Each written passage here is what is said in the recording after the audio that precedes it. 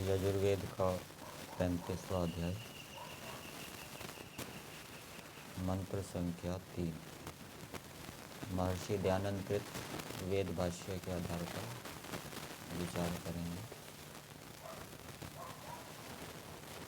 मंत्र है वायु पुनातु सविता पुनातु अग्निर्भ्राजसा सूर्यस्य वर्चसा विमुच्यन्ताम उत्रिया। इस मंत्र की भूमिका में महर्षि दयानंद ने लिखा है, जीवों की कर्म गति का विषय अगले मंत्र अर्थात इस मंत्र में कहा। जीवों की कर्म गति अर्थात शरीर छोड़ने के बाद जीवात्माओं का गमन कहाँ कहाँ होता है, कैसे होता है, वो इस मंत्र के अंदर बताया है। इसके भावार्थ में दिया है,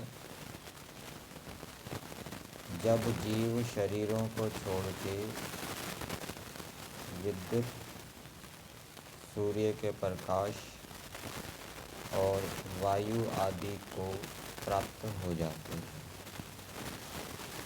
तो ये जीवों की गति है। शरीर छोड़ने के बाद जब जीवात्मा शरीर को छोड़ते हैं तो वो विद्युत को प्राप्त होते हैं, सूर्य के प्रकाश और वायु आदि को, आदि शब्द यहाँ लिखा है, प्राप्त होते हैं। और ये जो 3 नाम दिए हैं, ये 3 पदार्थ अंतरिक्ष के अंदर रहते हैं। विद्युत भी अंतरिक्ष के अंदर रहती है, सूर्य का प्रकाश भी अंतरिक्ष के अंदर रहता है और वायु भी अंतरिक्ष में रहती है। और फिर आगे लिखा है, और गर्भ में प्रवेश करते हैं तब किरण उनको छोड़ देती है। मतलब कि जब शरीर को छोड़ेंगे, शरीर को छोड़ने के बाद वो अंतरिक्ष में रहेंगे।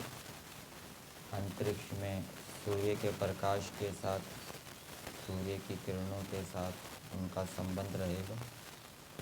और फिर जब वो अन्न आदि में प्रवेश करेंगे या किसी के शरीर में प्रवेश करेंगे, तो फिर किरणों के साथ उनका जो संबंध है वो छूट जाएगा।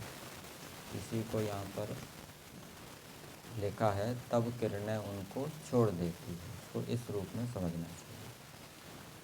पदार्थ में दिया है, हे मनुष्यों,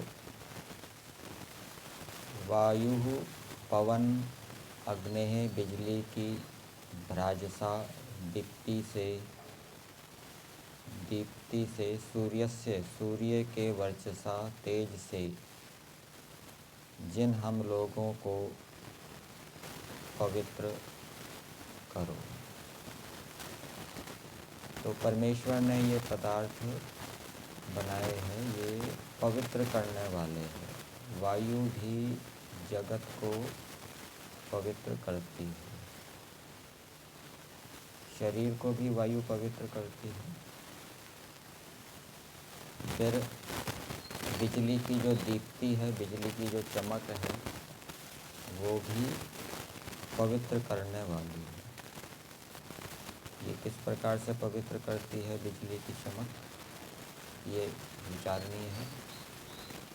जैसे वर्षा के समय जब बिजली कड़कती है तो नाइट्रोजन आदि उत्पन्न होते हैं और भी कुछ तत्व उत्पन्न होते होंगे, जिससे वातावरण पवित्र होता होगा, शुद्ध होता होगा। और सूर्य का जो तेज है, सूर्य का प्रकाश है, वो भी हम जानते हैं, वो भी पवित्र करने वाला है। तो मंत्र में ये प्रार्थना की गई है कि ये वायु पवित्र करे, वायु पुनातु, सूर्य पवित्र करे, और बिजली की जो चमक है वो पवित्र करे। और फिर आगे दिया है, विमुच्यन्ताम उत्रियः, और किरणें छोड़ दे, किरणें हमें छोड़ दे। संस्कार विधि के अंदर भी इसी प्रकार की चर्चा हमें मिलती है। संस्कार विधि में अंत्येष्टि कर्म विधि के अंतर्गत वहाँ पर प्रश्न किया गया है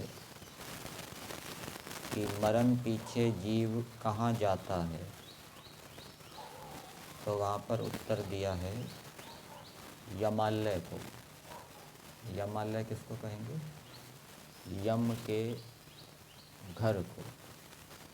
यम कौन है वो आगे बता रहे हैं। फिर प्रश्न किया है यमालय किसको कहते हैं, तो उत्तर दिया है वायवालय को, वायु के घर को। फिर प्रश्न किया है वायवालय किसको कहते हैं, तो उत्तर दिया है अंतरिक्ष को, जो कि यह पोल है। मतलब कि पृथ्वी और देवलोक के बीच में जो खाली स्थान है वो अंतरिक्ष है, और वो वायु के रहने का स्थान है, यम के रहने का स्थान है। फिर आगे प्रश्न किया है क्या गरुड़ पुराण आदि में यमलोक लिखा है वह झूठा है, तो उत्तर दिया है अवश्य मिथ्या है।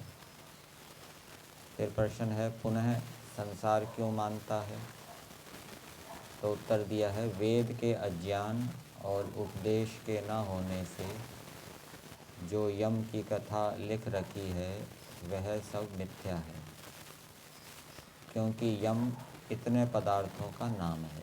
फिर यहाँ पर कुछ प्रमाण दिए हैं वेद मंत्रों के, और वहाँ पर यम किन किन अर्थों में आया है वो बताया है। ऋतुओं का नाम भी यम है, ऋतुओं को भी यम कहते हैं। परमेश्वर का नाम भी यम है, और अग्नि का नाम भी यम है। वायु, विद्युत, सूर्य के यम नाम हैं। तो यमालय मतलब वायु का घर, विद्युत का घर। तो यम वायु और विद्युत को भी कहते हैं, और वेग वाला होने से वायु का नाम यम है। तो इस प्रकार से यम शब्द के अनेक अर्थ होते हैं।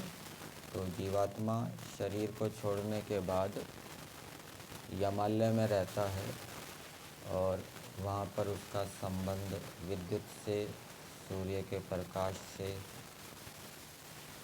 विद्युत के प्रकाश से, वायु से होता है। सत्यार्थ प्रकाश में भी 9वें समोल्लास में ये जीवात्मा के कर्म की गति बताई गई है। जीवात्मा शरीर से छोड़ने के बाद उसकी क्या गति होती है, वहाँ पर लिखा है 9वें समोल्लास में, जब शरीर से निकलता है उसी का नाम मृत्यु, और शरीर के साथ संयोग होने का नाम जन्म है। जब शरीर छोड़ता है तब यमालय अर्थात आकाशस्थ वायु में रहता है, क्योंकि यमेन वायुना, वेद में लिखा है कि यम नाम वायु का है। गरुड़ पुराण का कल्पित यम नहीं है। इसका विशेष खंडन मंडन 11वें समोल्लास में लिखेंगे। फिर आगे लिखा है पश्चात धर्मराज अर्थात परमेश्वर उस जीव के पाप पुण्य अनुसार जन्म देता है। वह वायु, अन्न, जल अथवा शरीर के छिद्र द्वारा दूसरे के शरीर में ईश्वर की प्रेरणा से प्रविष्ट होता है, जो प्रविष्ट होकर क्रमशः वीर्य में जा गर्भ में स्थित हो शरीर धारण कर बाहर आता है। तो यहाँ पर भी सत्यार्थ प्रकाश में लिखा है कि वो जीवात्मा शरीर छोड़ने के बाद आकाशस्थ वायु में रहता है। उपनिषद के अंदर भी कर्मों की गति की चर्चा आई है। छांदोग्य उपनिषद में वर्णन आता है।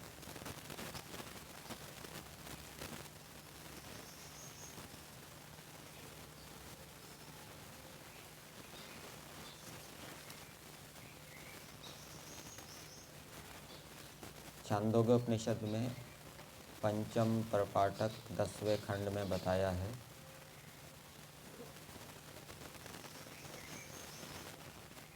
ये एकादश उपनिषद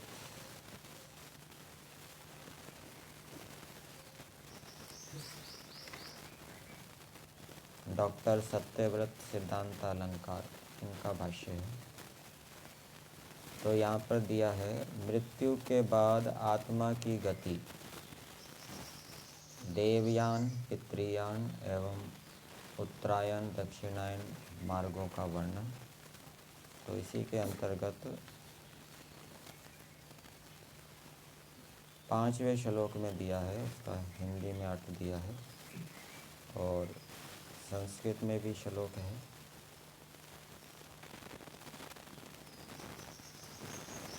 संस्कृत में श्लोक दिया है, तस्मिन् यावत् संपातम उषित्वा अथ एतम एव अध्वानं पुनः निवर्तन्ते यथा एतम आकाशम आकाशात् वायु भूत्वा धूमो भवति, धूमो भूत्वा अभ्रम भवति, अभ्रम भूत्वा मेघो भवति, मेघो भूत्वा प्रवर्षति, त इह व्रीहि यवा औषधि वनस्पतयः तिलमाशा इति जायन्ते, अतो वै खलु दुर्निष्प्रपतरं यो यो हि अन्नम अस्ति यो रेतः सिंचति तद भूय एव भवति। तो यहाँ इसका हिंदी भाग में अर्थ दिया है,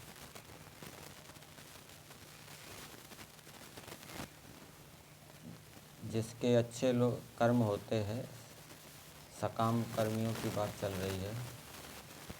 तो जो सकाम कर्म करने वाले होते हैं वो कहाँ जाते हैं? तो वहाँ पर लिखा है, दक्षिणायन से वे पितृलोक को पहुँचते हैं, पितृलोक से आकाश को, आकाश से चंद्रमा को अर्थात चंद्रलोक में जा पहुँचते हैं। चंद्रलोक सोम राजा का लोक है, सोमलोक है। जो सकाम कर्मी लोग हैं, जिन्होंने फल की आशा से कुएं बावड़ी बनवाए, दान दिए, उनके कर्मों का यह भोग है, इसे वे सोमलोक में जा भोगते हैं। फिर आगे दिया है, चंद्रलोक में वे तब तक रहते हैं जब तक उनके कर्म क्षीण नहीं हो जाते। उसके बाद वे जिस मार्ग से गए थे उसी को लौट आते हैं। चंद्रलोक का मतलब अच्छी कोई योनि, सुख देने वाली योनि, मनुष्य योनि, ये समझना चाहिए। उसके बाद वे जिस मार्ग से गए थे उसी को लौट आते हैं, अर्थात चंद्रलोक से आकाश को लौट आते हैं, आकाशीय दशा से वायवीय दशा को, वायु से धूम सदृश दशा को, धूम से अब्र सदृश दशा को, फिर अब्र से मेघ को। अब्र ये बादल का छोटा हल्का रूप है, जो हल्के हल्के जो बादल होते हैं उस रूप में समझना चाहिए। अब्र से मेघ को, मेघ में जाकर वे बरस पड़ते हैं, बरस कर धान, जौ, औषधि, वनस्पति, तिल, मांस किसी में भी जा पैदा होते हैं। बस इनमें से निकलना कठिन हो जाता है। जो जो भी अन्न खाता है उसके वीर्य से उस जैसी ही संतान उत्पन्न होती है। अब यहाँ पर कुछ अलग प्रकार से लिखा है, वो विचारणीय है। पशु को उत्पन्न करता है मनुष्य, मनुष्य को। निकलना इसलिए कठिन हो जाता है कि मनुष्य योनि में आने के लिए यह आवश्यक है कि जीव जिस अन्न में है वह अन्न किसी मनुष्य के अंदर जाए, पशु के अंदर नहीं, यही कठिनता है। तो यहाँ पर भी बताया है कि वो आकाश, मेघ आदि में रहता है, ये अंतरिक्ष में रहते हैं। तो जीवात्मा शरीर छोड़ने के बाद विद्युत, सूर्य, वायु आदि को प्राप्त होता है। वेदांत दर्शन के अंदर भी 3 अध्याय के 2 पाद में साभा व्यापत्ति की बात आई है, अर्थात जीवात्मा शरीर छोड़ने के बाद वायु में रहता है, सूर्य के प्रकाश में रहता है, मेघ में रहता है, तो वहाँ पर उसकी साभा व्यापत्ति होती है। और शरीर छोड़ने के बाद वो अनुशयी जीव के रूप में भी रहता है किसी दूसरे प्राणी के शरीर में, तो वहाँ पर भी उसकी साभा व्यापत्ति होती है। साभा व्यापत्ति के कारण वो रहता है। और साभा व्यापत्ति का अर्थ है मतलब कि जीवात्मा वायु में रहेगा तो वो उसके अनुसार सेटिंग कर लेगा, अनुकूल हो जाएगा, उसकी अनुकूलता हो जाएगी। मेघ में रहेगा तो वहाँ भी उसकी अनुकूलता हो जाएगी। और अनुशयी जीव के रूप में रहेगा तो वहाँ पर भी उस प्राणी के शरीर में उसकी अनुकूलता हो जाती है, वो रहता है। इसी को साभा व्यापत्ति कहा जाता है। तो मंत्र में जीवात्माओं के कर्म की गति का वर्णन किया है कि किस प्रकार से जीवात्मा शरीर को छोड़कर फिर गर्भ में प्रवेश करता है। यही